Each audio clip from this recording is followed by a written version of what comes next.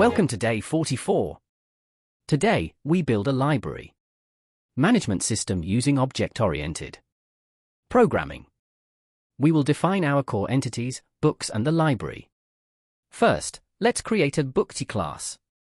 It needs attributes like title, author, and availability status. We define the __init___ method to set these up. Next, the library class. This will hold a collection of books. We'll use a list to store our book objects. We need a method in the library class to add books to our inventory. Let's create add_book, which appends a book instance to our list.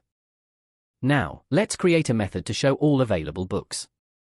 We'll loop through the list and print the details of each book. The core feature, borrowing. We'll add a borrow_book method. It needs to check if the book exists and if it is currently available. Inside the borrow_book, if available, we change the status to the not available. Simple logic, but crucial for management. Similarly, we need a return_book method. This marks the bookers are availables again for others to borrow. We'll use private attributes with underscores to ensure our book status isn't changed accidentally from outside the class. No system is complete without an interface. Let's create a simple while loop menu for the user to choose actions: add, view, borrow, or return. We'll write code to get user input for the menu.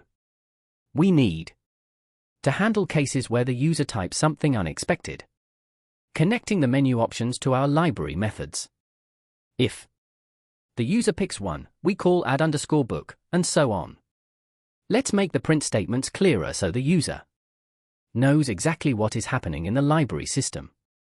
Now we run through a scenario: add a book, borrow it, try to borrow it again, and return it.